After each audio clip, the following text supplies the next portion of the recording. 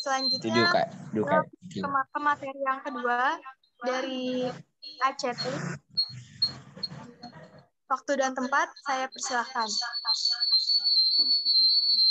ACT kan?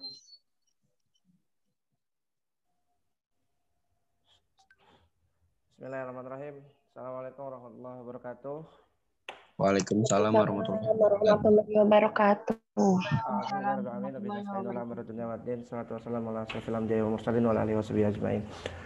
Teman-teman semua, mohon izin yang nanti akan menyampaikan pematerian yaitu Ustadz Ardi.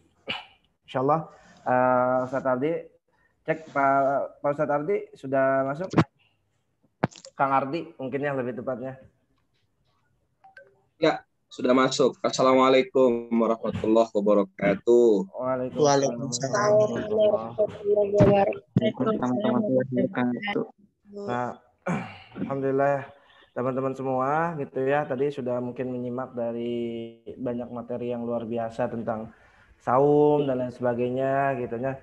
Insyaallah kali ini yang akan menyampaikan yaitu Kang Ardi atau mungkin biasa disebut Ustadz Ardi gitu. Langsung saja sama-sama kita menyimak gitu kan apa yang disampaikan dari Kang Ardi. Mungkin panitia bisa tolong jadikan Ustadz Ardinya jadi co-host. Soalnya ada yang mau ditampilkan nih. Jadi teman-teman supaya nggak boring nanti Ustadz Ardi ada beberapa hal yang teman-teman harus lihat, harus cermati dan harus tonton. Kayak gitu. Tafadhol ya Karim, Ustadz. Silakan. Ya. Oke. Terima kasih Bang Burhan. Sudah bisa saya share screen ya? Baik. Oke.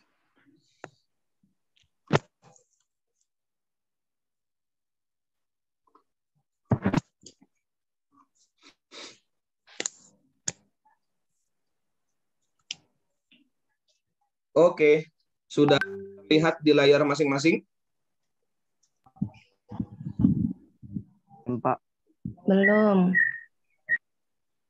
Sudah Pak. Sudah Pak.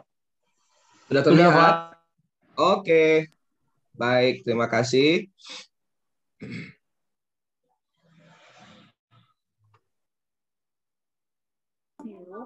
Bentar ya.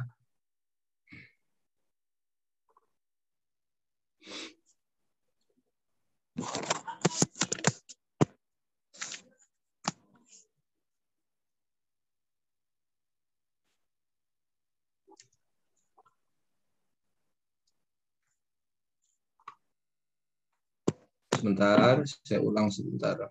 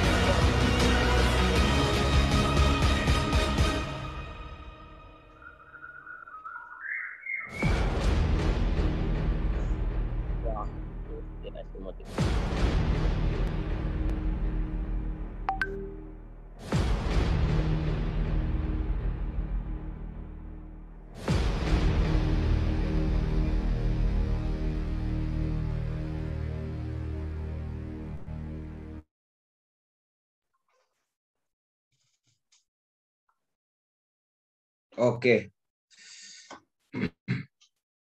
baik.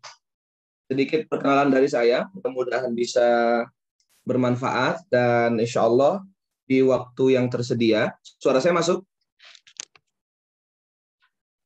Masuk, Pak. Masuk Ustaz. Waktu yang tersedia, insya Allah kita akan sama-sama belajar. Dan tadi saya juga menyimak di materi sebelumnya tentang puasa dan sholat ya. Nanti kita akan lengkapi dan kita akan perkuat di materi kita. Insya Allah saya akan share screen materinya dan kita akan mulai pada saat ini juga insya Allah. Sudah siap semuanya ya?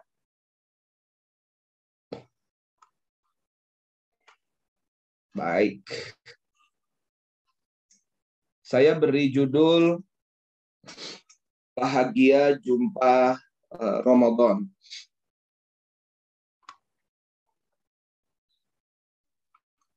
Oke, kita sama-sama mulai teman-teman sekalian dengan membaca basmalah.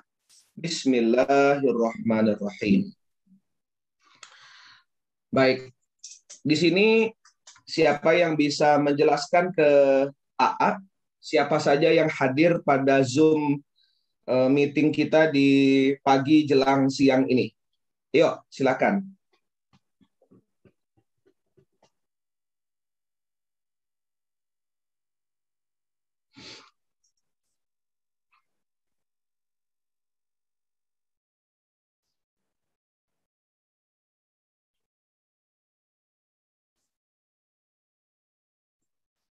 Halo, suara saya masuk? Masuk, Pak. Iya, coba siapa yang bisa menjelaskan ke saya? Ini teman-teman dari siswa mana ini dan siapa saja yang ada di Zoom meeting pada pagi hari ini? Mungkin ada ketua panitia atau perwakilan dari pihak sekolah atau siapapun, silakan.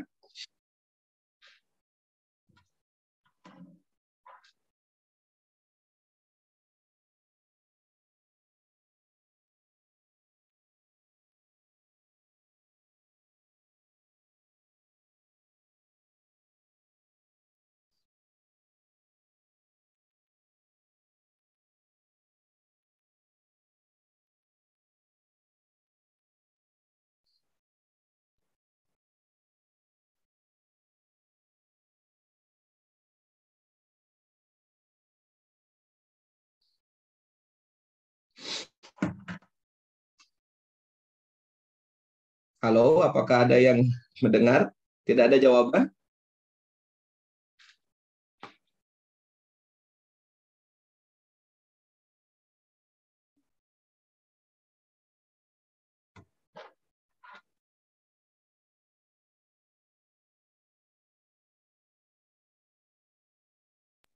Panitia jawab panitia.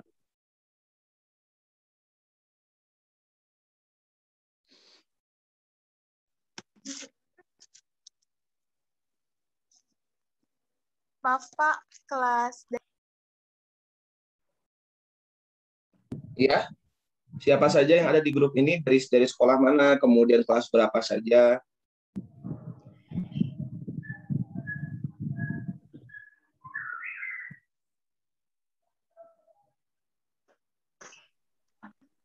udah.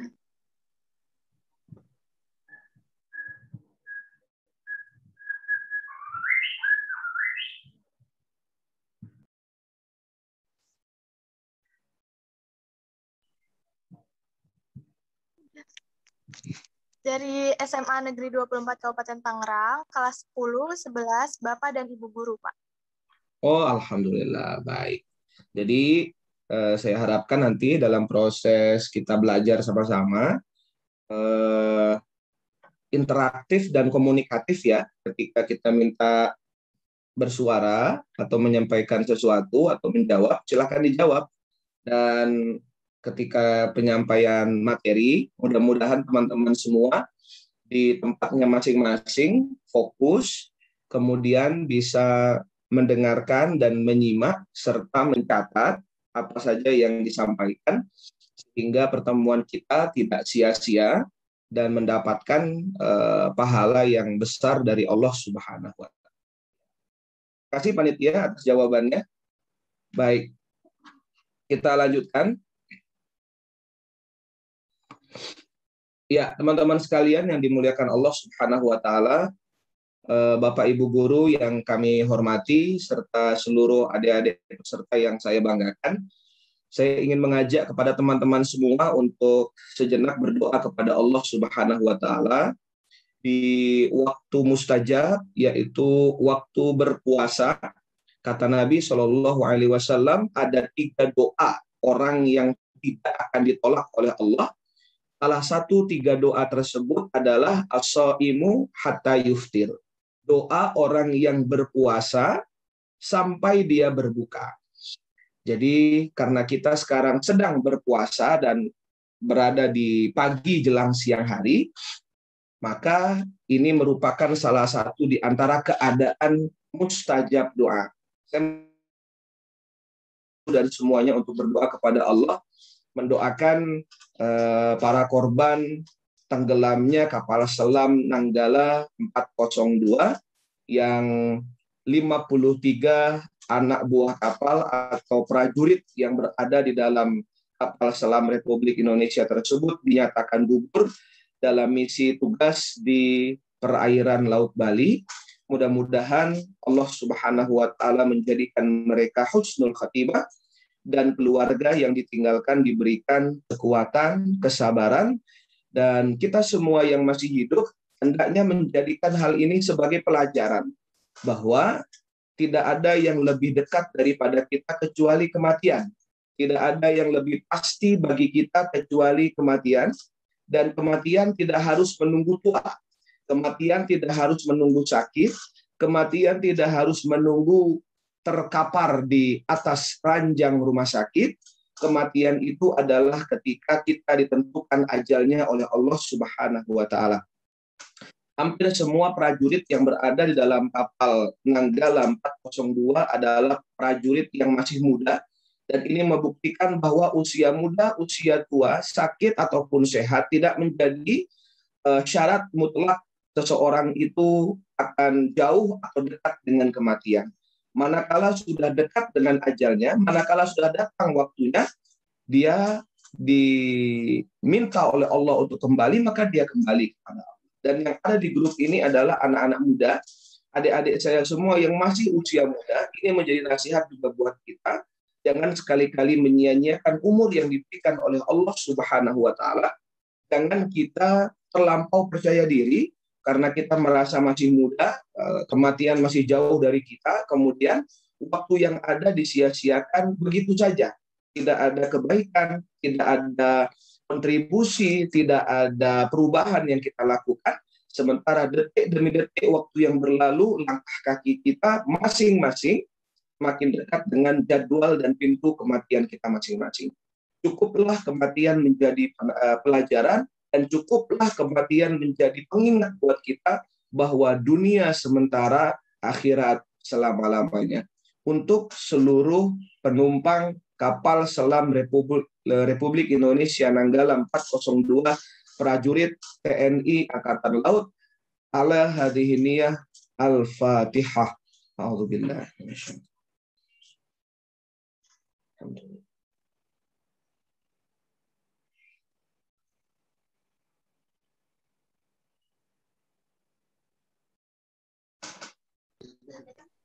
Teman-teman diharap untuk on kamera.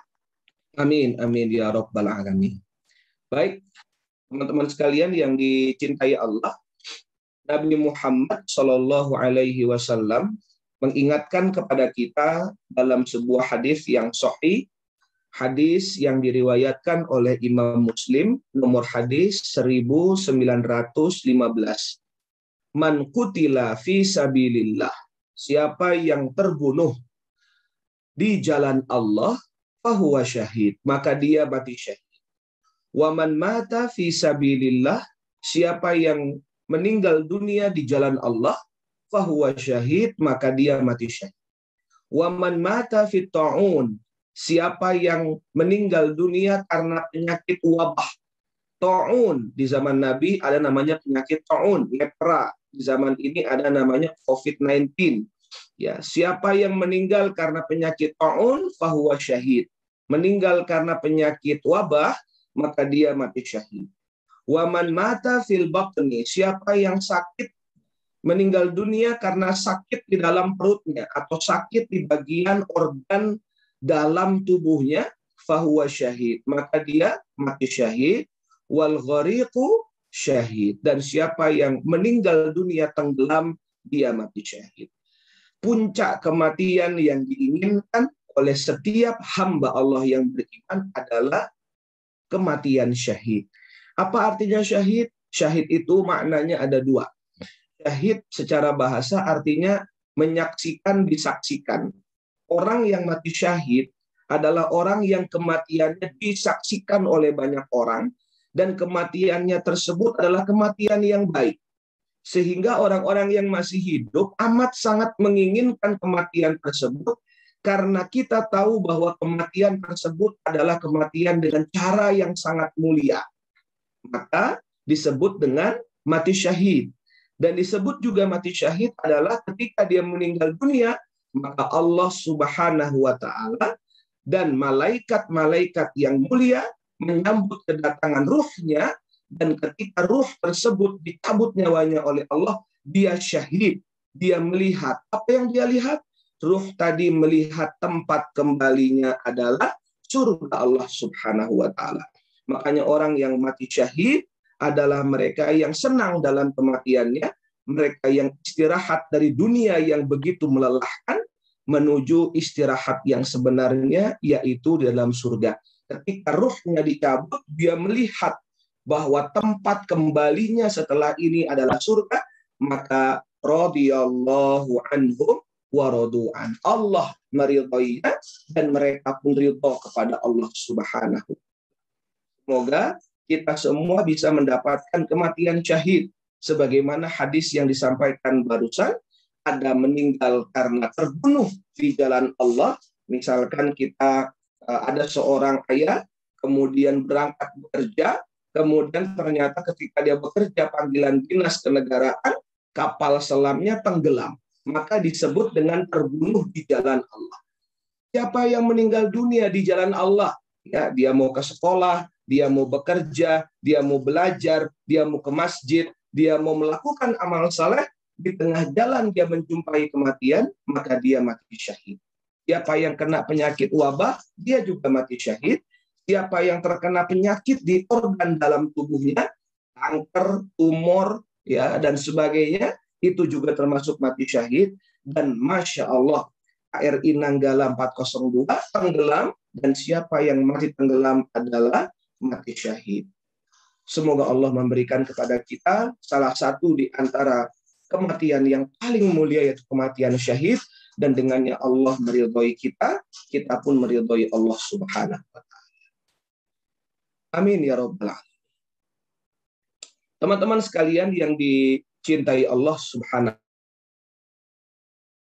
wa Ta'ala, saya lanjut ke slide yang selanjutnya. Baik. Sudah pada on cam semua ya? Ya.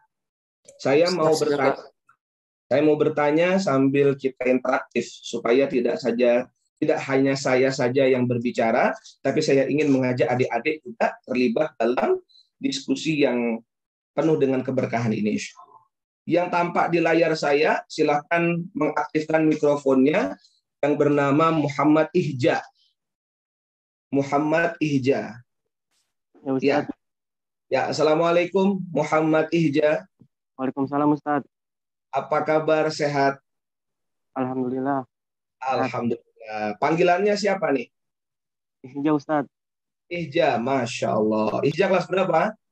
Kelas 11 IPS 3 Ustadz. Kelas 11 IPS 3. Ya, Masya Allah. Tinggal di mana Ihja? saya tinggal di Kampung Pengodokan Kidul, Kota Bumi Ustadz. Masya Allah. Baik. Suara saya jelas di Ihja ya? Jelas Ustadz. Oke. Sekarang jawab pertanyaan A ya. Yang di layar, yang Ihja lihat di layar itu gambar apa tuh ya?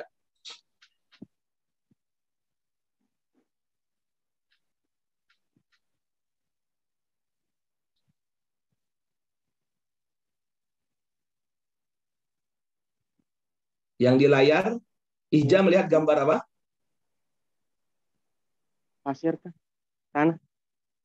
Kenapa?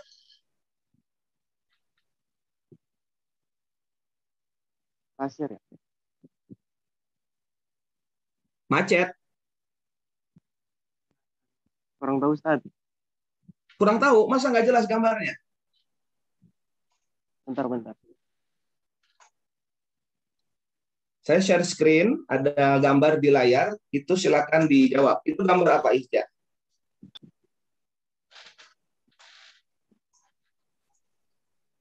Gambar pasir Ustadz. Pasir. Oh, pasir ya. Oke, baik.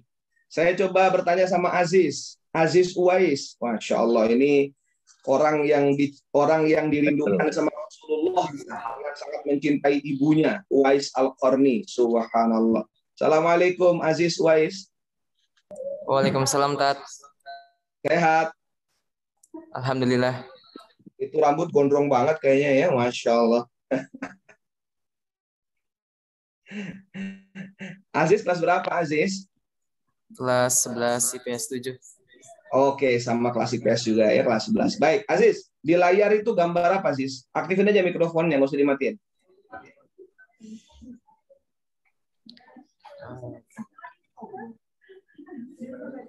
Gambar semen bukan? Gambar semen. Gambar semen.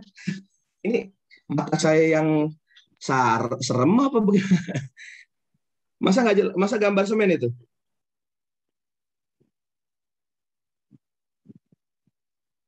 Kayak tanah gitu.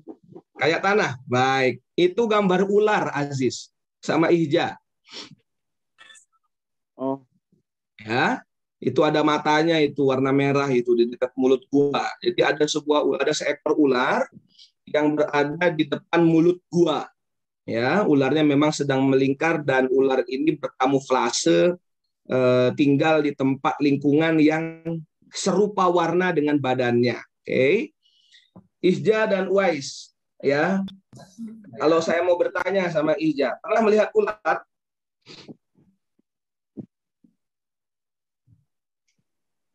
Pak Ustadz, ularnya dari mana ya? Ihja pernah melihat ular? Pernah Ustadz. Oke. Kalau saya bertanya sama Ihja, ular itu ternyata punya mekanisme puasa. Jadi kalau kita bicara puasa atau kita bicara Ramadan, yang tadi sudah disampaikan oleh pemateri sebelumnya tentang puasa dan sholat, ternyata teman-teman sekalian bukan hanya manusia yang puasa. Ternyata hewan-hewan ciptaan Allah pun banyak yang puasa. Kalau secara umum saya sebutkan ada 5 hewan.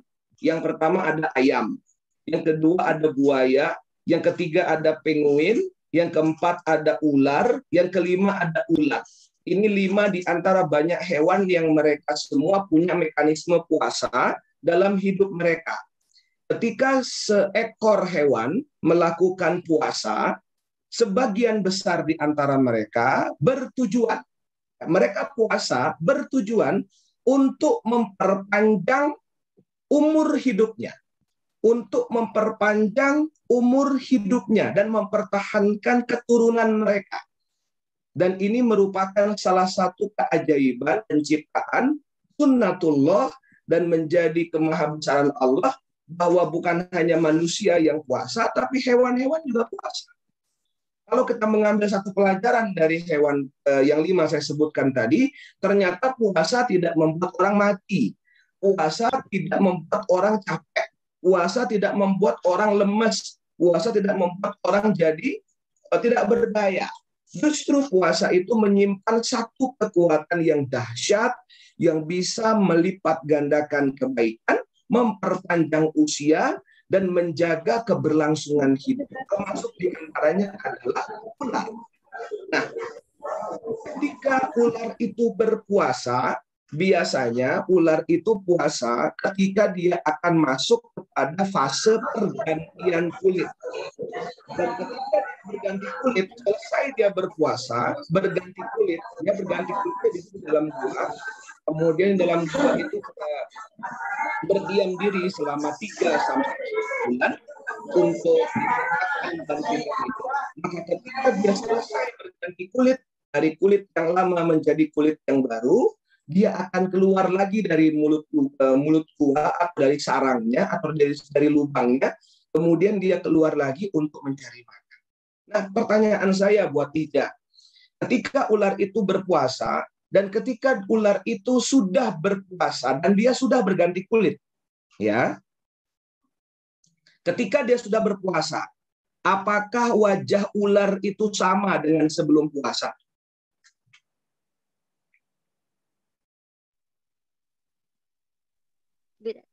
Ular lagi puasa nih. Ular sebelum puasa, kemudian dia puasa, kemudian dia selesai puasa. Saya mau bertanya, ketika dia selesai puasa, apakah wajah ular berubah dari wajah pertama? Tidak, Ustaz. Ya, berubah, Ustaz. Sama. Tidak berubah, sama. Bagus. Yang kedua, apakah namanya berubah setelah dia berpuasa? Tidak, Ustaz. Tidak, Ustaz. Tidak juga. Apakah makanannya sama setelah dia berpuasa? Sama. Sama. Sama-sama makan daging, tetap karnivor, ya. Bahkan seringkali ular itu kanibal, memakan temannya sendiri. Jadi bukan hanya orang yang ngambil pacar orang, bukan orang yang ngambil pacar temannya, atau bukan orang yang ngambil pacar sahabatnya disebut makan teman sendiri. Ular pun begitu, dia makan temannya jika memang tidak ada makanan untuk mempertahankan diri. Berarti orang kayak gitu kayak ular sifatnya, ya. Masya Allah. Kemudian cara bergeraknya ketika dia sebelum puasa dan sesudah puasa, apakah sama? Sama, Ustaz. Sama. Cara geraknya ular gimana?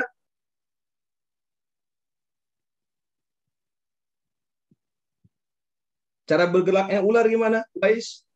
Merayap. Merayap. Merayap. Ular merayap. Melata.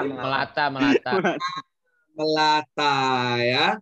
Kalau merayap itu yang punya kaki kecil, ya, kayak apa? Kayak cicak, kayak buaya, itu namanya merayap. Ya, kalau ini namanya melata, ya, karena dia berjalan atau bergerak dengan perutnya. Kemudian yang terakhir, tabiatnya gimana ular setelah puasa? Apakah sama?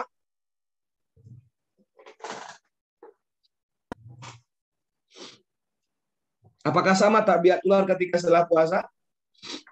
Sama, Ustaz. Sebelum puasa ganas, makan daging, makan hewan lain, bahkan makan temennya. Setelah puasa, ya, setelah dia berganti kulit, apakah sama tabiatnya? Sama. Sama. Jadi ular sebelum dan sesudah puasa tidak ada perubahan kecuali ganti kulit aja. Catat baik-baik. Ular selesai dan ular sebelum puasa dan sesudah puasa tidak ada perbedaan. Yang berbeda hanya dia ganti kulit aja. Dia cuma ganti baju aja. Wajah sama, nama sama, makanan sama, tabiat sama, cara gerak sama. Allahu Akbar walillahi. Sekarang bedakan dengan hewan yang satu ini.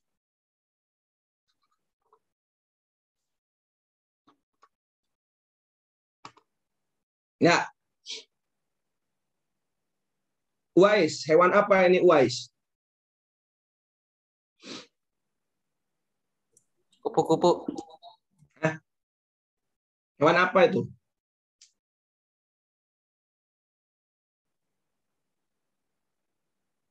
Itu hewan apa? Kupu-kupu. Kupu-kupu. Emang ada sayap gitu? Maaf, Tat, itu di screen-nya masih putih. Masih putih? Sebentar. Nah, ini. Screen-nya di sini gambar apa di situ? Ini internet saya yang gangguan apa bagaimana ini? Dari tadi masang ini gambarnya. Iya, makanya. Oh, Allah. Sebentar. Itu slide yang saya lewati itu ya. Saya Iya. nggak bahas slide yang itu. Sebentar. Saya coba ulang share screen-nya ya. Ini sepertinya ada gangguan dari share screen saya. Pantesan tadi dibilang semen. Semen apa? Saya juga nggak nyambung ya. Jadi kalau bisa disampaikan. Jadi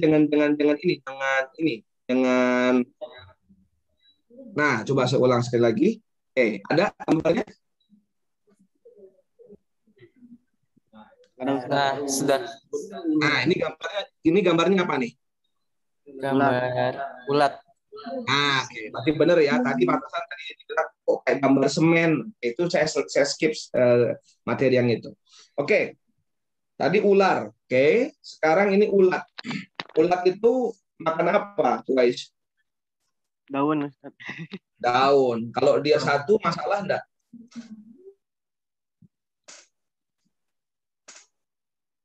Kalau dia satu ulat makan daun, jadi masalah enggak? Tidak, Ustadz. Tapi kalau dia juga banyak, jumlahnya sampai puluhan, sampai ratusan, apakah jadi masalah? Masalah. Bisa jadi. Masalah. Bisa jadi apa? Bisa jadi nggak masalah. Ulat kalau satu tidak menjadi masalah, ketika banyak dia menjadi hama. Betul ya? Dia akan merusak tanaman.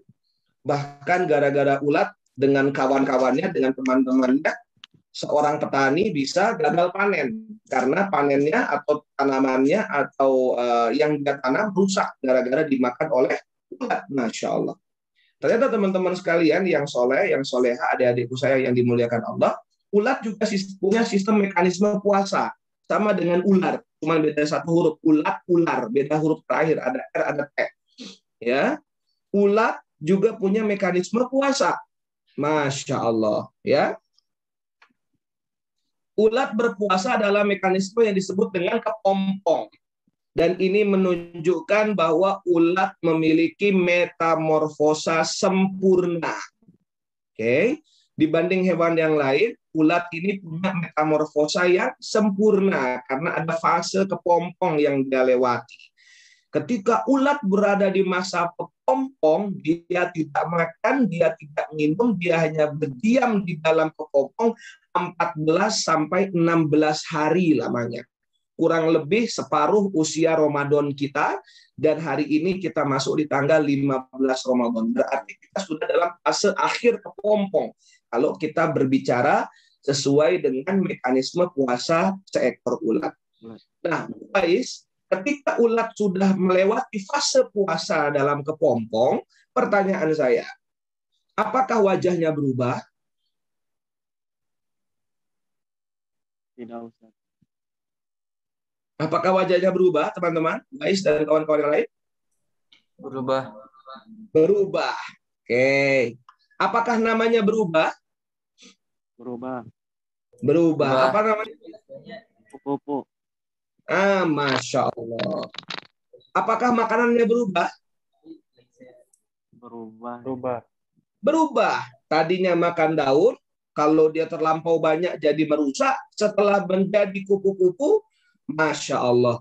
Jangankan merusak, justru kupu-kupu itu ya mengambil sari-sari bunga, dan ketika menempel di bunga yang satu dan menempel di bunga yang lain, kupu-kupu justru membantu penyerbukan. Ya, tidak merusak lagi seperti ketika dia sebelum masa kepompong atau sebelum dia berpuasa. Cara bergeraknya apakah berubah? Jelas berubah. Kalau ulat dia melata ya di atas daun ya, kemudian kalau dia sudah melewati fase kepompong, dia menjadi kupu-kupu dan dia terbang ke langit, memukau dengan sayapnya yang indah, kemudian dia terbang ke sana kemari dan semua orang senang. Ketika dia menjadi seekor ulat sebelum dia berpuasa, orang-orang jijik, orang-orang geli ngelihatnya, orang-orang ada yang suka. Tapi ketika dia menjadi kupu-kupu dengan sayap yang indah, berwarna-warni dengan corak yang menakjubkan, semua orang jatuh cinta dan semua orang menyukainya. Subhanallah.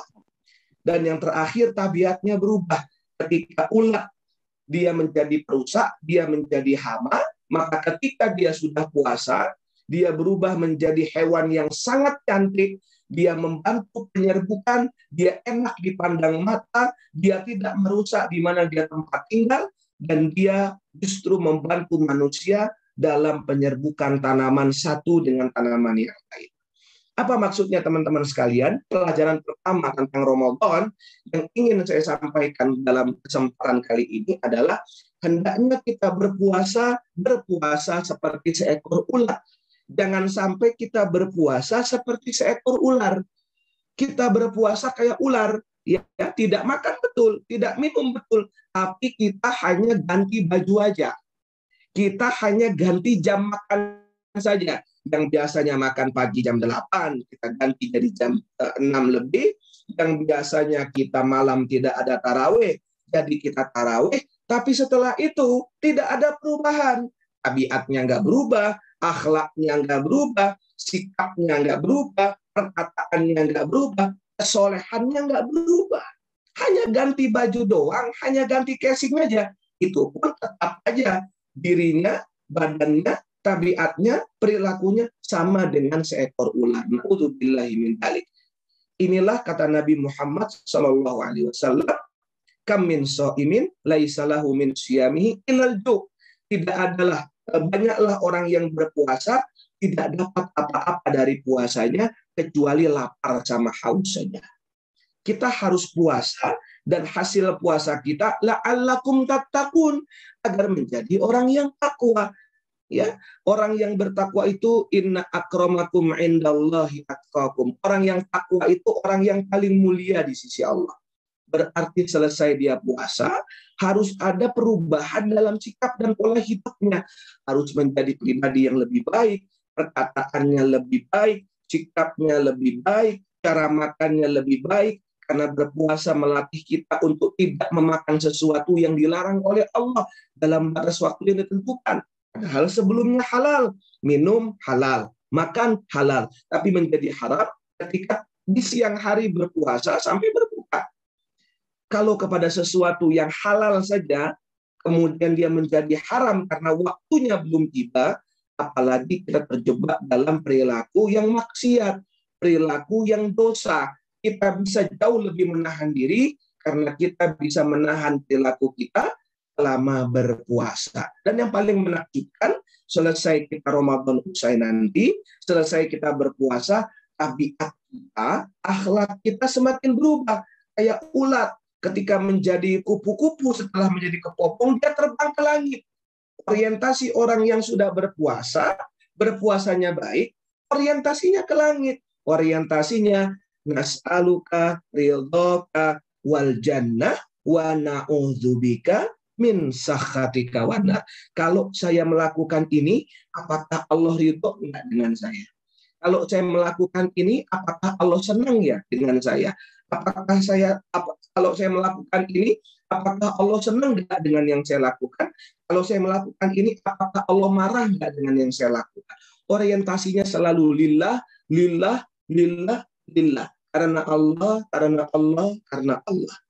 Sehingga puasa kita menjadi berpuasa yang memiliki perubahan dan mampu mengubah kita menjadi pribadi yang jauh lebih baik daripada sebelumnya. Paham teman-teman sampai di sini? Paham ya sampai sini ya?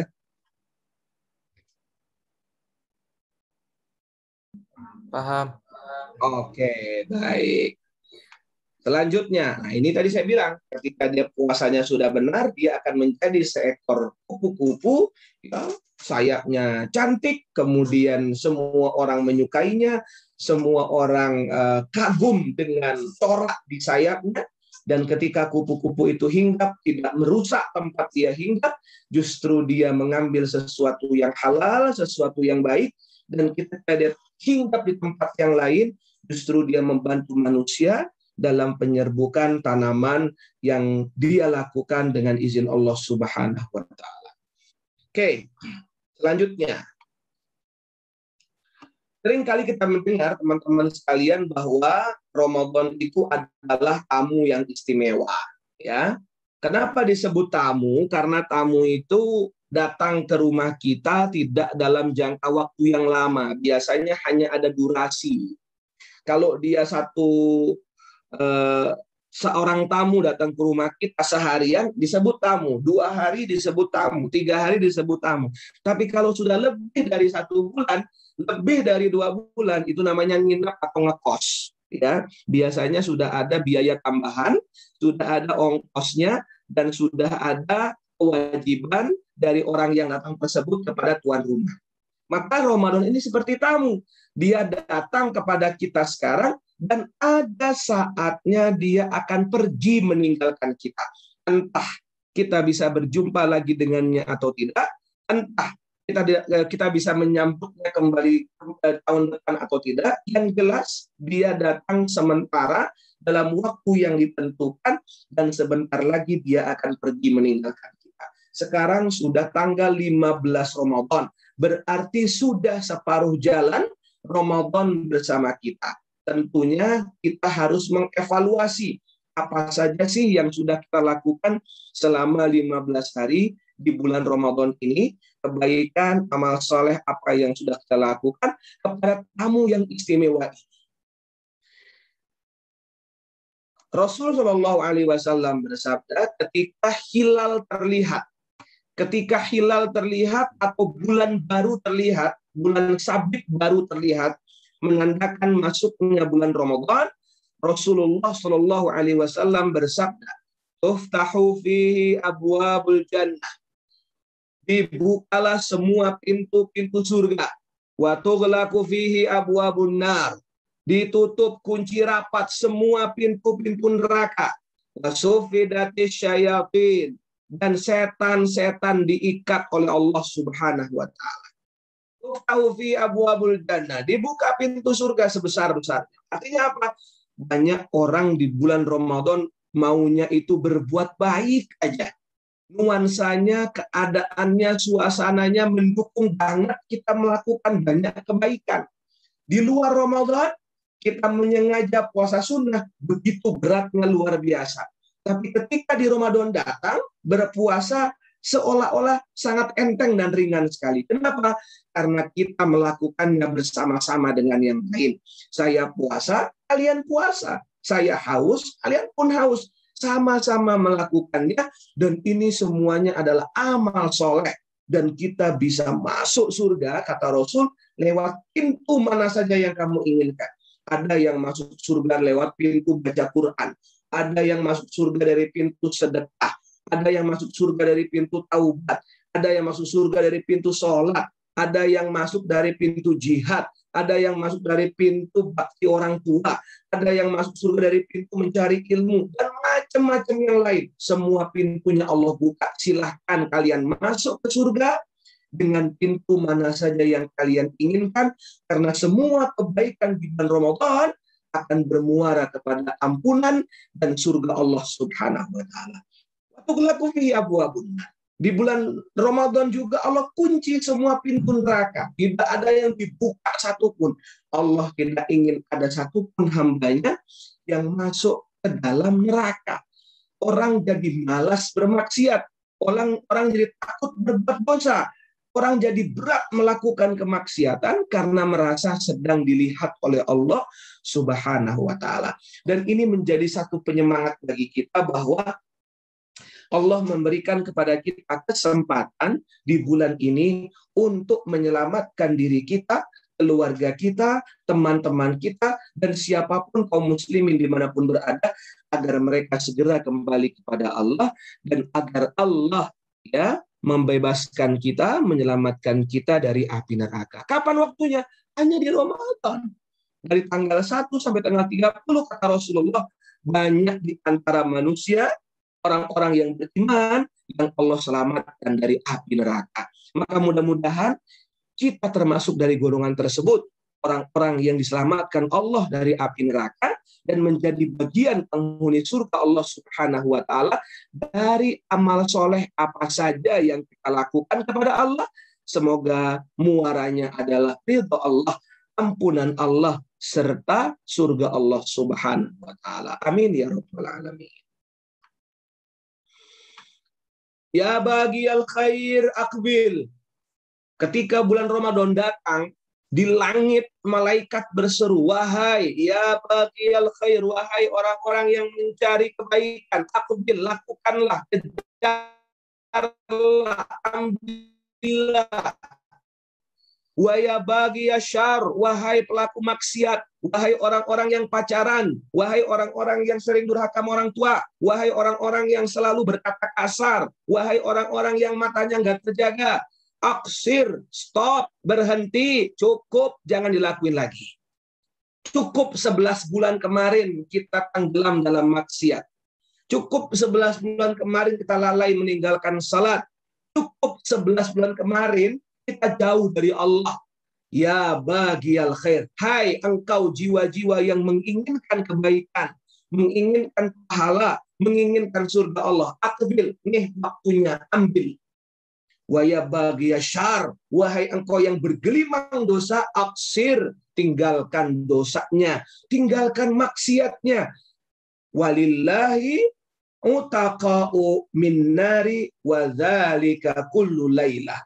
Dan di dalam bulan Ramadan, Allah membebaskan banyak hambanya dari api neraka dan terjadi setiap malam di bulan Ramadan. Jadi kalau sampai di bulan Ramadan kita masih nggak mau sholat, puasanya jalan tapi sholatnya masih belang-belantong, berarti kita belum memahami esensi Ramadan. Berarti kita belum memahami waktu yang dikasih oleh Allah.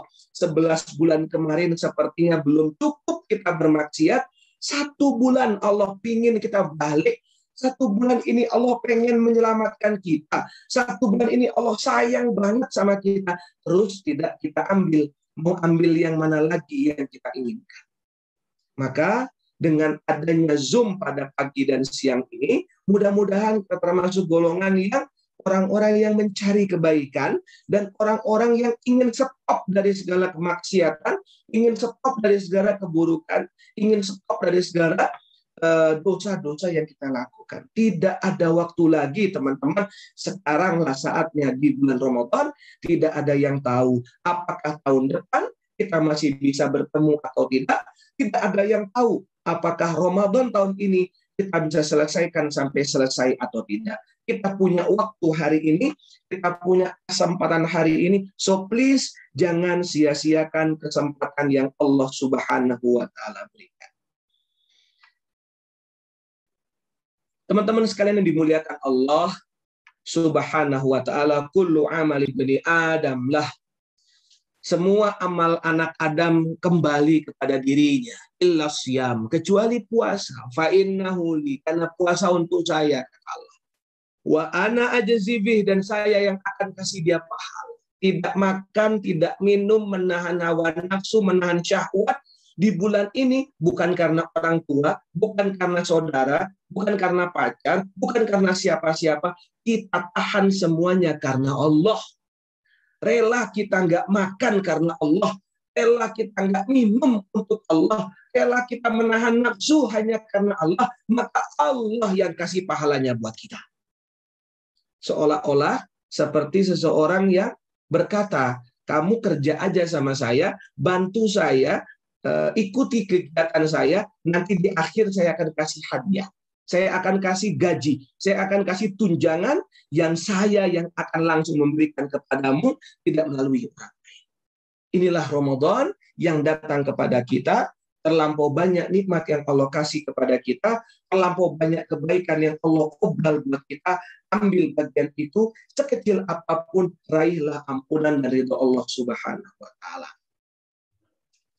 Teman-teman sekalian yang dimuliakan Allah, shalawatul khams, salat 5 waktu, wal jumu'atu ilal jumu'ah, Jumat ke Jumat, wa ramadhanu ila Ramadan, Ramadan yang satu ke Ramadan yang lain, mukaffiratun ma bainahunna. Dia menghapuskan dosa-dosa dan kesalahan kita. Maka mudah-mudahan dengan kita berpuasa, dengan kita tarawih, dengan kita ngaji, dengan kita belajar, ini menjadi cara dari Allah mengampuni dosa dan kesalahan kita. Allah memaafkan dosa dan kesalahan kita. Kalau sudah Allah ampuni, tidak ada doa yang tak dikabulkan. Kalau Allah sudah ampuni dosa, tidak ada doa yang ditolak oleh Allah. Syarat doa diterima oleh Allah, salah satu yang paling penting adalah kita diampuni dosa.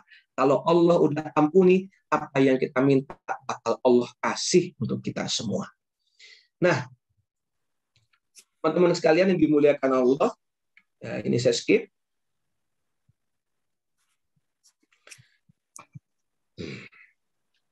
Ada yang bertanya kepada saya, bagaimana caranya agar di bulan ini bisa menjadi orang yang produktif, orang yang bisa mengisi waktu dengan kebaikan-kebaikan. Ada orang yang mengatakan berpendapat dengan sebuah hadis, ya, naumus shaim ibadah. Tidurnya orang yang berpuasa ibadah. Ini dalilnya lemah, hadisnya dhaif, hadisnya lemah. Hadis yang lemah tidak boleh menjadi rujukan dalam beramal soleh, kecuali diambil pelajarannya. Yang pertama, kalau tidur orang yang berpuasa adalah ibadah, maka bagaimana kalau orang yang berpuasa tidak dihabiskan waktunya untuk tidur? Kalau tidurnya adalah ibadah, bagaimana kalau dia belajar? Bagaimana kalau seorang ayah bekerja, mencari nafkah untuk keluarga? Bagaimana seorang guru ketika mengajar murid-muridnya? Bagaimana kita ketika mengisi siang Ramadan dengan banyak kebaikan, maka pasti nilai ibadahnya lebih besar di sisi Allah Subhanahu wa Ta'ala, dan pahala yang didapatkan pasti lebih banyak. Kalau benar ini hadisnya atau hadis ini dipakai dalam bertindak dalam kita berperilaku selama Ramadan, akhirnya semuanya tidur. Semuanya tidak melakukan kebaikan. Semuanya hanya di atas pembaringan. Padahal di bulan Ramadan banyak sekali peristiwa-peristiwa besar terjadi di dalamnya. Yang pertama, Perang Badar. Pertempuran Badar siang hari di bulan Ramadan terjadi pada tanggal 17 Ramadan di tahun kedua Hijriah. Dan Perang Badar ini perang pertama yang dialami oleh Nabi Shallallahu Alaihi Wasallam bersama sahabat dengan jumlah pasukan yang tidak imbang. 313 pasukan kaum muslimin melawan 1.000 orang pasukan kafir Quraisy lengkap dengan senjata dan perbekalan yang mereka bawa. Kalau hitung-hitungan di atas kertas, pasukan Nabi berpuasa, pasukan orang-orang kafir nggak berpuasa, pasukan Nabi 300, orang-orang kafir 1.000, pasukan Nabi senjatanya nggak lengkap, pasukan orang-orang kafir lengkap dengan senjata dan perbekalan. Hitung-hitungan di atas kertas, maka pasukan kafir Quraisy lah yang bakal menang. Tapi ternyata ketika mereka semua berkumpul, kemudian Nabi Muhammad SAW berdoa kepada Allah, meminta pertolongan. Allah Subhanahu wa Ta'ala berfirman, tastaghithuna rabbakum fastajaba lakum anni mumiddukum bi alfim minal malaikati murdifin. Allah berfirman, Allah jadikan mereka semua, Allah jawab doa-doa mereka, dan Allah mengirimkan bala bantuan kepada mereka berupa 1.000 malaikat yang datang murdifin, berbondong-bondong membersamai tentara Nabi Muhammad SAW. Termasuk malaikat Jibril alaihissalam ada di pasukan tentara-tentara malaikat, dan 1.000 pasukan kafir Quraisy mati dan mereka kalah, dan kemenangan Allah berikan kepada pasukan kaum muslimin. Pelajaran pertama, ada 2 pelajaran dalam pertempuran Badar ini yang paling utama. Yang pertama adalah ternyata Ramadan tidak menjadikan pasukan kaum muslimin menjadi lemah. Justru mereka semakin semangat dan mereka semakin yakin bahwa akan datang pertolongan Allah karena mereka sedang berpuasa dan karena mereka akan berhadapan dengan orang-orang yang akan memerangi mereka. Dan yang kedua, menjadi jawaban bagi kita adalah ternyata kemenangan dan pertolongan Allah tidak serta-merta kepada jumlah yang banyak. Jumlah yang sedikit jika mereka memiliki iman yang kokoh, jika mereka patuh kepada Rasulullah, jika mereka kompak satu sama lain di bawah satu komando Nabi Muhammad Shallallahu Alaihi Wasallam, maka Allah akan berikan pertolongan dan kemenangan. Jumlah yang banyak belum tentu menjadi sebab kemenangan.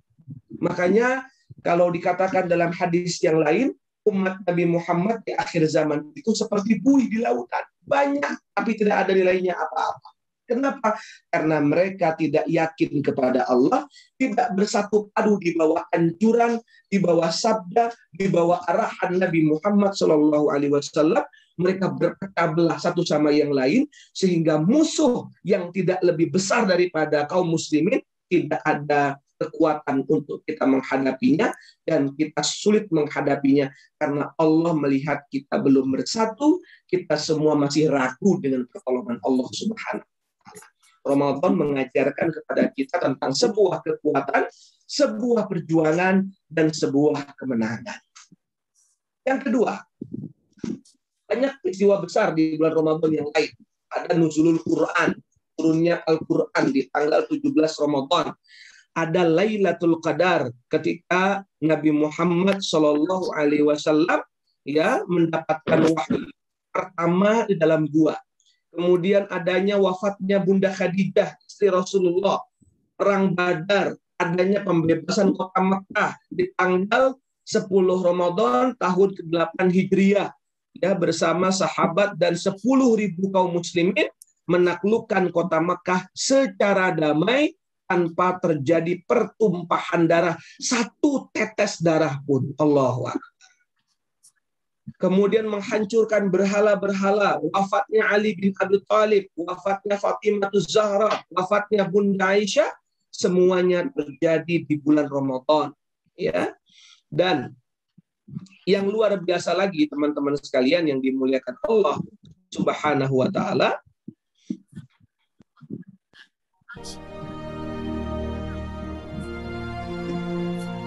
proklamasi kami, bangsa Indonesia, dengan ini menyatakan kemerdekaan Indonesia. Hal-hal yang mengenai pemindahan kekuasaan dan lain-lain diselenggarakan dengan cara saksama dan dalam tempo yang sesingkat-singkatnya. Jakarta, 17 Agustus 1945, atas nama bangsa Indonesia, Soekarno, Hatta. Dan yang luar biasanya lagi, teman-teman sekalian, adalah di bulan Ramadan, bangsa Indonesia menyatakan dengan ini kemerdekaannya. 17 Agustus 1945, hari Jumat jam 10 pagi, waktu Indonesia Barat, ketika naskah proklamasi dibacakan pertama kali oleh Presiden Soekarno, didampingi oleh Wakil Presiden Muhammad Hatta, ternyata peristiwa bersejarah itu terjadi pada tanggal 9 Ramadan 1360. Berarti bisa kita simpulkan bahwa pembacaan proklamasi oleh sang proklamator dilaksanakan dalam keadaan beliau berpuasa. Ajaibnya, subhanallah, masya Allah, dalam keadaan puasa di bulan Ramadan jam 10 pagi waktu duha dan di hari Jumat. Allahu Akbar. Jumat Sayyidul Ayyam, hari yang paling baik. Ramadan Sayyidul Syuhur, bulan paling baik. Bulan paling baik, hari paling baik, kemerdekaan Republik Indonesia. Maka mudah-mudahan menjadi sebab Allah semakin berkahi bangsa negara ini ke depan. Allah memberkahi negara kesatuan Republik Indonesia. Maka teman-teman sekalian, peristiwa tersebut terjadi di rumah proklamasi. Di halaman sebuah rumah dibacakan teks atau naskah proklamasi. Dan tahukah teman-teman, rumah proklamasi ini kalau kita baca dalam buku sejarah, kita akan menemukan bahwa rumah ini adalah rumah Presiden Soekarno. Padahal secara fakta ini bukan rumah pribadi Presiden Soekarno. Ini adalah rumah hibah atau pemberian atau wakaf, pemberian dari sahabat Presiden Soekarno yang bernama Faraj bin Said bin Awad Martak. Beliau adalah seorang habaib keturunan Yaman Hadramaut. Beliau seorang pengusaha kaya, seorang muslim keturunan habaib, dan beliau wakafkan rumahnya untuk Soekarno agar rumahnya dijadikan tempat pembacaan naskah proklamasi. Allahu Akbar.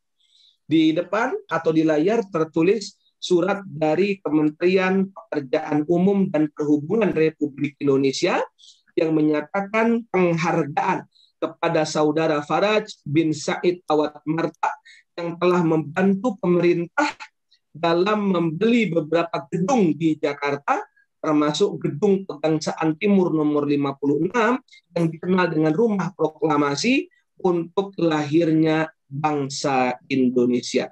Rumah itu dibeli oleh Faraj Martak, kemudian diserahkan, diwakafkan, dihibahkan untuk negara tercinta Republik Indonesia. Faraj Martak seorang muslim, keturunan habaib, sahabat Presiden Soekarno, seorang kaya raya, dan seorang muslim. Maka teman-teman sekalian yang dimuliakan Allah harus punya keinginan seperti itu. Kalian harus menjadi, kita semua menjadi seorang muslim yang kaya, muslim yang istiqamah dengan Islam kita, muslim yang bersahabat dengan orang lain, muslim yang memiliki keinginan bersumbangsi, berkontribusi, bukan hanya buat dirinya, bukan hanya memperkaya dirinya, tapi dia ingin bersumbangsi, berkontribusi untuk bangsa dan negaranya, sebagaimana Habib Faraj Martak mencontohkan kepada kita, beliau mewakafkan rumahnya sebagai tempat pembacaan naskah proklamasi,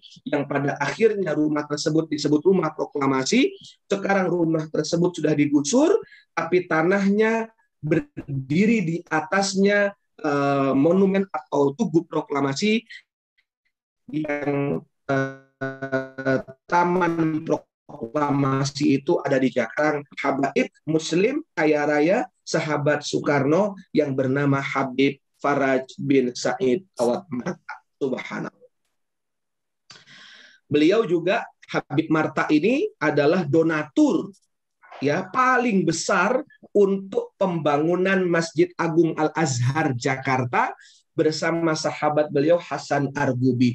Jadi dua donatur utama pembangunan Masjid Al-Azhar adalah juga yang memiliki rumah Jalan Pegangsaan Timur nomor 56 yang pada akhirnya menjadi Rumah Proklamasi adalah orang yang sama, yaitu Habib Faraj Martak. Subhanallah.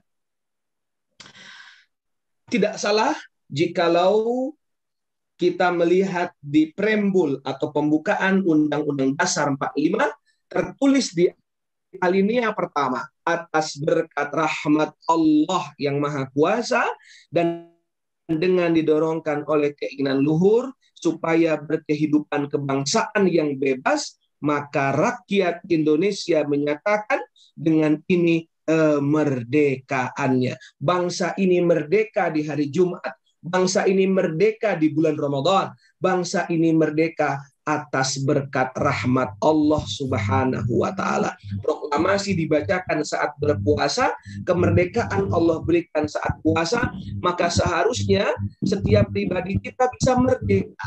Merdeka dari hawa nafsu, merdeka dari perkataan yang tidak baik, merdeka dari perkataan-perkataan yang tidak bermanfaat, merdeka dari segala sesuatu yang bisa merugikan kita. Alhamdulillah. Kayak gorengan, kurma. Baik, seperti ada suara yang masuk ya. Oke, selanjutnya bagaimana cara kita mengisi Ramadan ya di bulan yang sangat mulia ini? Jadikan Ramadan ini seakan-akan Ramadan terakhir buat kita. Ada sebuah hadis, idza qumta fi sholati fasholli sholata muwaddi'. Kalau kamu sholat, maka sholatlah seperti orang yang hendak meninggalkan dunia. Sholatlah kamu seakan-akan selesai sholat kamu akan meninggal dunia. Kalau orang tahu bahwa dia akan meninggal setelah ini, maka demi Allah dia akan mengisi harinya dengan banyak yang baik-baik. Orang yang tahu akan meninggal, seandainya orang tahu dia akan meninggal, maka dia sebelum meninggal pasti akan memaksimalkan ketaatan. Sama dengan Ramadan.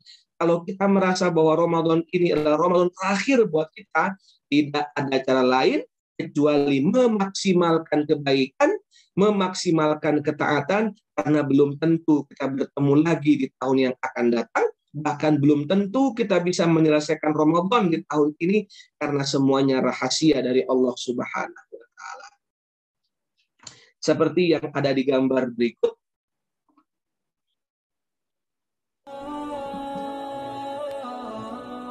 Don't speak, kenapa sih don't speak?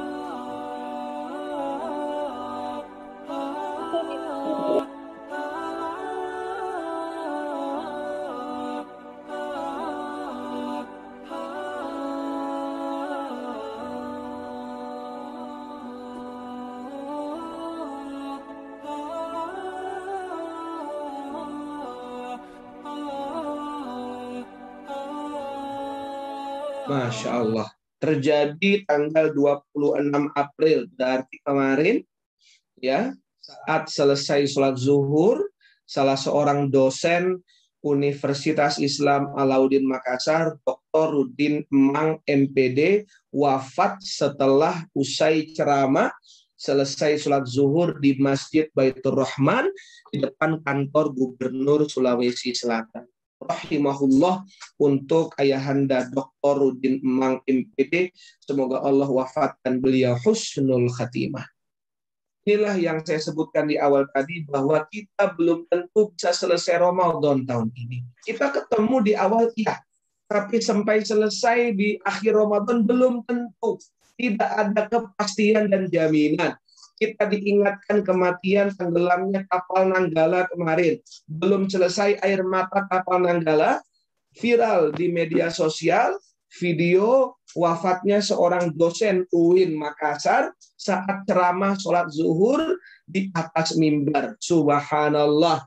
Berarti beliau hanya bertemu Ramadan selama 14 hari dan 16 hari ke depan tidak dia dapatkan. Kita pun seperti itu. Kita sekarang 15 hari ketemu Ramadan. Apakah sampai selesai? Belum tentu.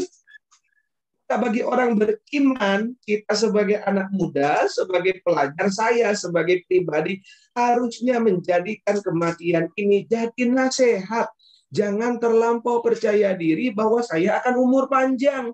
Kalau saya akan umur panjang, diisinya sama hal-hal yang nggak berguna, hal-hal yang tidak berfaedah, hal-hal yang tidak manfaat, buat apa?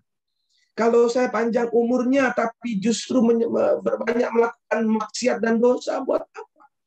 Dan lagi-lagi, kematian harusnya menjadi nasihat yang sangat bijaksana, yang sangat arif, yang sangat baik buat kita, agar kita memaksimalkan waktu yang ada. Jangan sekali-kali menunda kebaikan, jangan sekali-kali tergoda melakukan kemaksiatan, dan jangan sekali-kali waktu yang berlalu di bulan Ramadan ini kecuali berisi kebaikan dan perbaikan dalam hidup.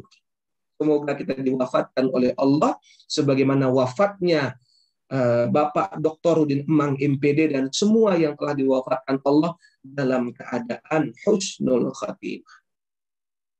Maka teman-teman sekalian yang dimuliakan Allah, manfaatkan waktu dengan memahami skala prioritas.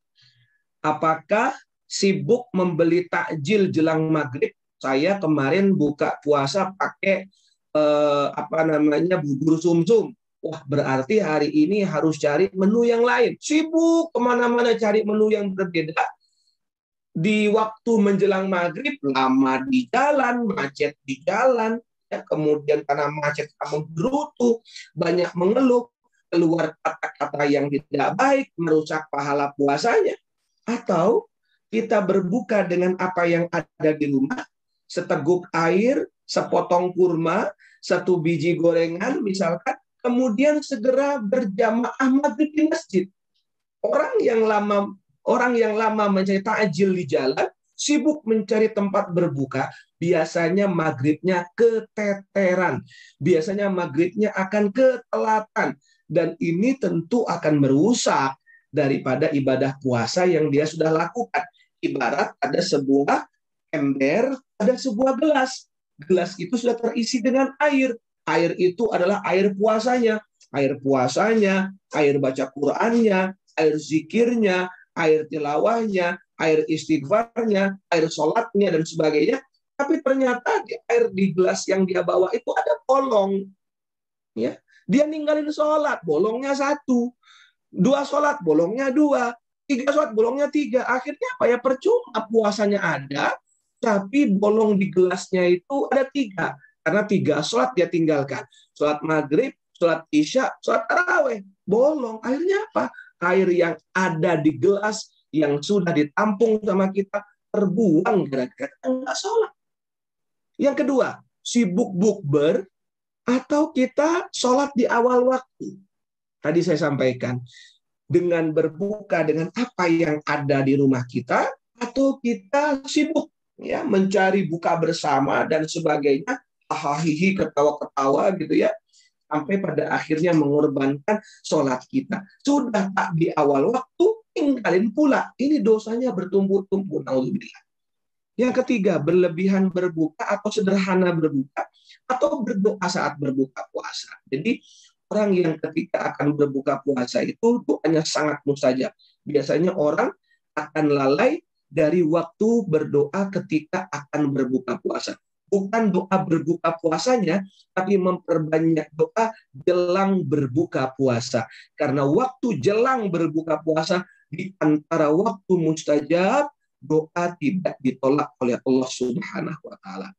Sibuk berburu pernak-pernik lebaran, beli baju, beli sepatu, dan sebagainya, atau menghabiskan 10 malam terakhir memaksimalkan dengan i'tikaf dan ibadah-ibadah di masjid atau di rumah kita. Ini semuanya pilihan, semuanya pasti ada kelebihan kekurangan, tapi sebagai kaum muslimin, sebagai anak muda, sebagai orang yang beriman, hendaknya cerdas memikirkan dan mengambil skala prioritas mana yang bisa didahulukan, mana yang diutamakan harus diambil, sehingga Ramadan kita berkualitas dan memiliki nilai yang tinggi di mata Allah Subhanahu wa Ta'ala.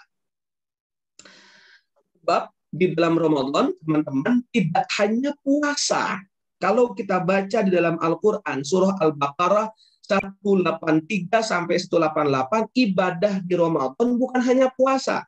1, ibadah puasa. Ayatnya 183, 184. Kutiba alaikumusiyam, kama kutiba alal ladina min qablikum la'allakum tattaqun. Ibadah yang kedua adalah ibadah memuliakan Quran, tilawah Al-Quran, baca Quran. Syahrul Ramadan alladzi unzila fihil Quran. Al-Quran turun di bulan Ramadan. Ramadan menjadi mulia.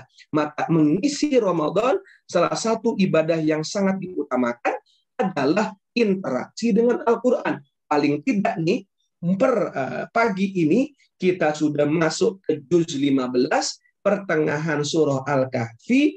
Sisanya kita bisa selesaikan, khatamkan sampai di akhir Ramadan. Kalau sampai belum ada baca Quran sampai bulan ini, sampai di hari ke-15, innalillahi wa inna ilaihi raji'un. Kita berlindung kepada Allah Subhanahu wa Ta'ala. Yang ketiga, memperbanyak doa. Wa idza sa'alaka ibadi anni fa inni qarib. Orang yang berpuasa doanya mustajab.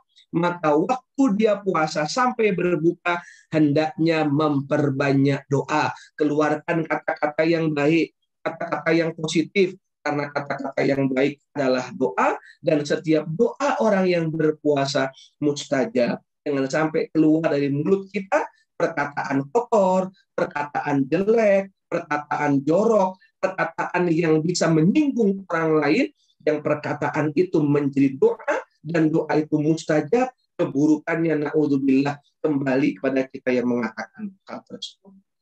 Yang kemudian i'tikaf, ya, memperbanyak, menghidupkan malam-malam dengan ibadah, memakmurkan masjid. di surah Al-Baqarah 187, dan yang terakhir membayar zakat dan infak.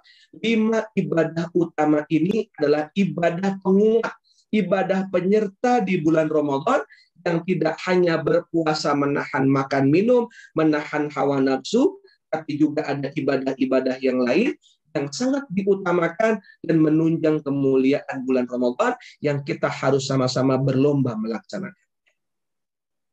Maka syadda mi'zarahu wa ahya lailahu wa aiqadha ahlahu. Nabi ketika di bulan Ramadan, apalagi sudah masuk 10 malam terakhir, syadda mi'zarahu, beliau kencangkan ikat sarungnya.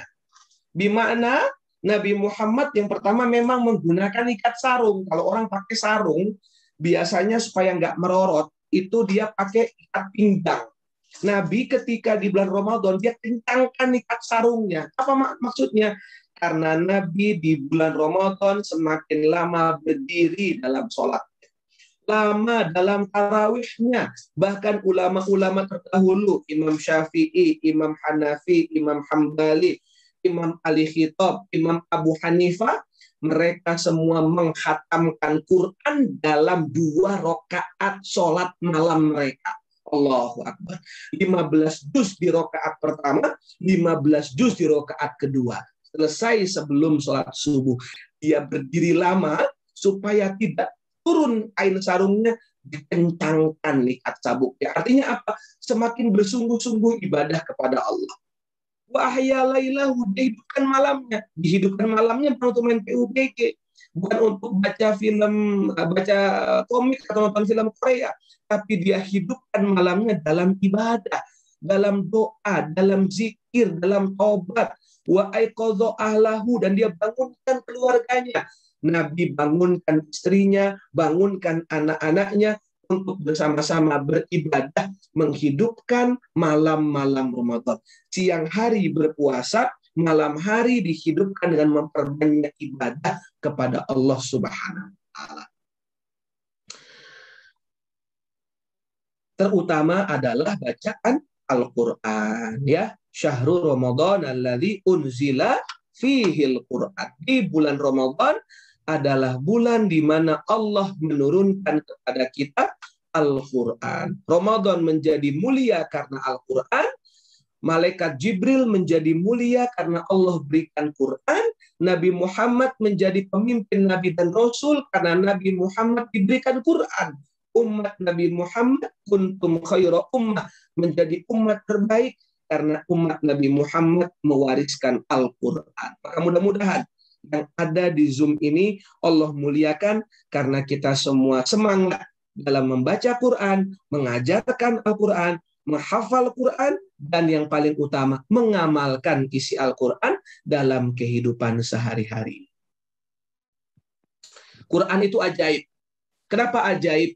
Satu-satunya kitab suci yang mengklaim dirinya paling benar. Tidak ada namanya buku di dunia ini. Kalau kita buka buku, kemudian kita baca buku, kemudian kita melihat di halaman pertama kata pengantar, seorang penulis dengan berani mengatakan tulisan saya tidak ada kesalahan. Justru selama saya baca buku apapun, di kata pengantar sang penulis pasti menuliskan sebelum ditutup tulisan itu kritik dan saran yang membangun diharapkan demi kesempurnaan penulisan selanjutnya. Mohon maaf jika dalam tulisan terdapat banyak kesalahan kekeliruan. Subhanallah. Bahkan sebuah buku supaya terjaga kebenarannya, supaya terjaga tidak ada kesalahannya, ada tim editing, ada editornya. Editor bahasa, editor layout, editor bahasa Arabnya, menghindari ada kesalahan. Hanya Al-Quran, satu-satunya kitab tekstual, textbook yang berani mengklaim dirinya tidak ada kesalahan. Dzalikal kitabu la raiba fih. Inilah kitab Al-Quran yang tidak ada kecacatan, keraguan, kesalahan di dalamnya. Allahu Akbar. Inilah yang menjadikan Ustadz Felix Xiao masuk Islam, karena beliau mengatakan, baru kali ini saya baca buku buku, baru kali ini saya baca textbook yang berani mengklaim dirinya adalah tulisan yang tidak ada kesalahan. Ternyata benar, Quran tidak ada kesalahan karena memang Quran bersumber dari Allah Subhanahu wa Ta'ala. Dan Quran itu seperti ini.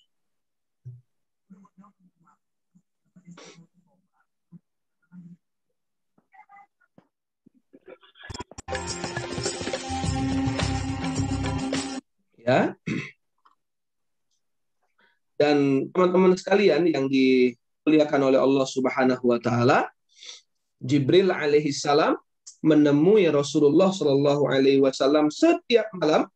Tujuannya adalah untuk menyimak bacaan Quran Nabi Muhammad Shallallahu alaihi wasallam.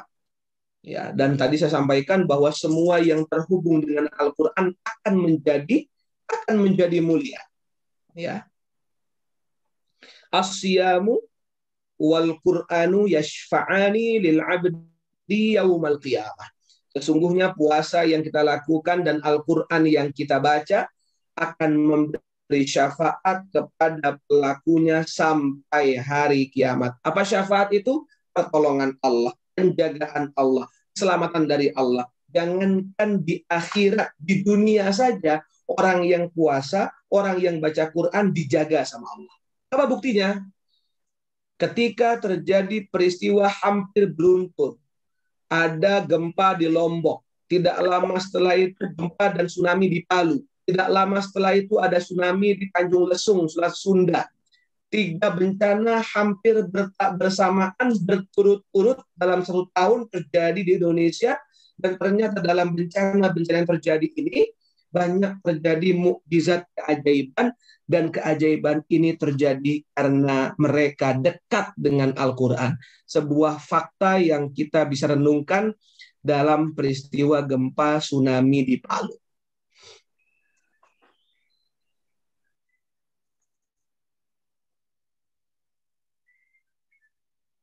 Ini rumah warga. Ya, share screen. Ada sebuah video amatir bagaimana orang-orang yang di Palu ketika gempa dan tsunami terjadi, ada sebuah rumah, ada sebuah tempat yang selamat dari bencana gempa dan tsunami.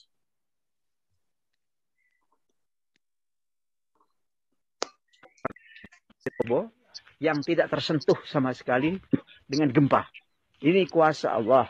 Ini kuasa Allah. Ini coba bayangkan. Ini sama sekali tidak sentuh. Jadi di sini warganya yang muslim ini rajin yasinan. Masya Allah ya Allah. Terima kasih ya Allah. Masya Allah. La ilaha illallah Muhammad Rasulullah. La ilaha illallah. Maha besar engkau ya Allah. Semua milikmu ini ya Allah. Dosa apa ya Allah yang diperbuat orang-orang Sulawesi Tengah ini ya Allah. Sampai jadi begini ya Allah.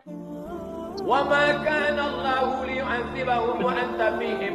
Allah tidak akan menurunkan azab selama ada Muhammad. وَمَا كَانَ اللَّهُ مُعَذِّبَهُمْ وَهُمْ يَسْتَغْفِرُونَ.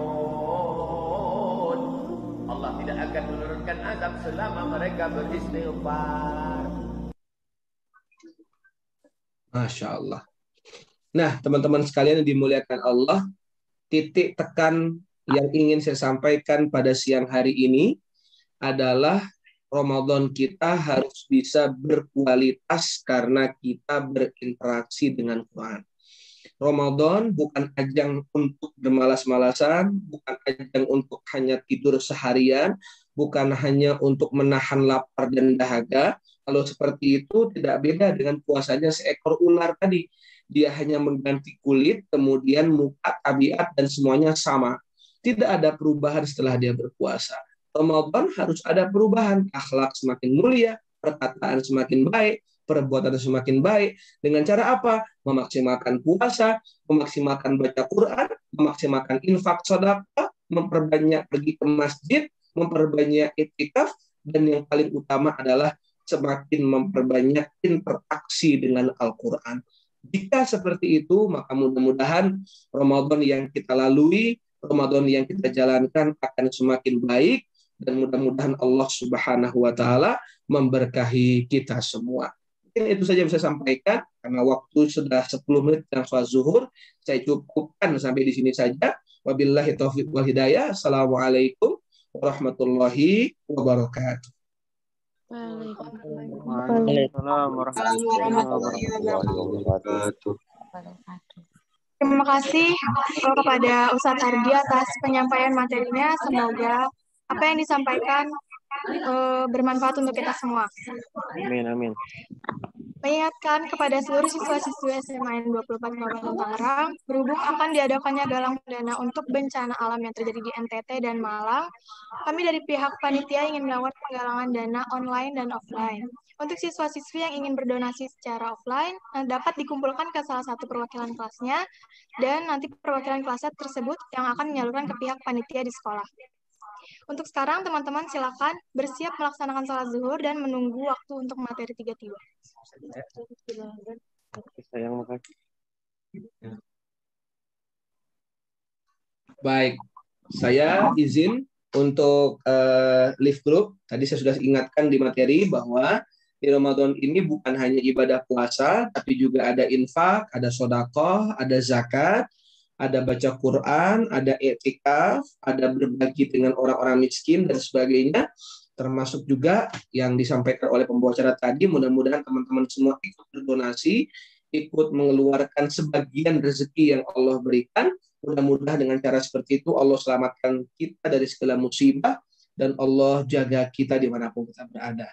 Selamat menanti azan zuhur, bersiap-siap berjamaah. Bagi yang laki-laki silakan ke masjid, tetap melaksanakan protokol kesehatan dengan baik karena sekali lagi pandemi masih belum selesai. Mengingatkan di India terjadi tsunami gelombang ketiga, terjadi ledakan COVID-19 yang sangat mengerikan. Dalam satu hari 200.000 orang terpapar positif COVID dan dalam satu hari lebih dari 1.000 orang meninggal dunia.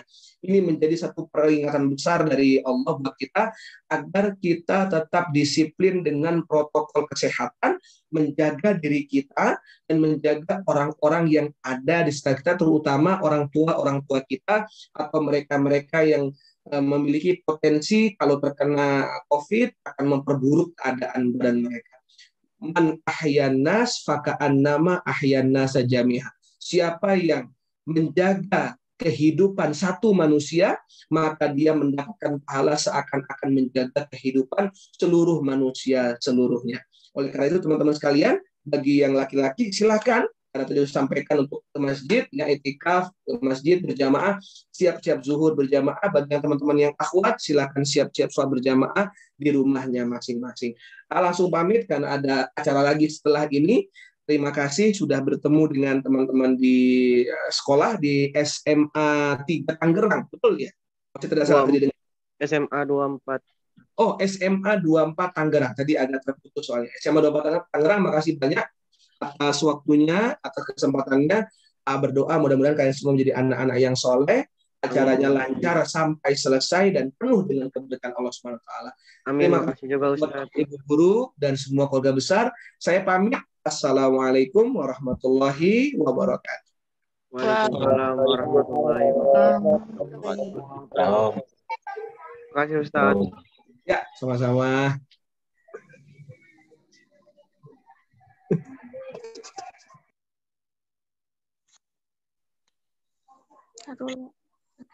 Taruh dulu, matiin. Udah dimatiin kan?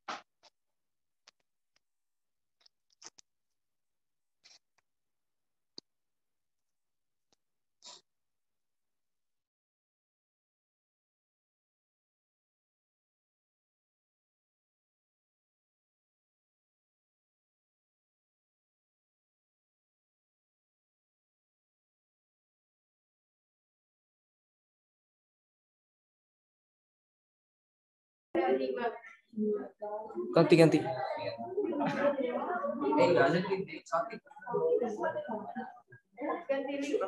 Nih.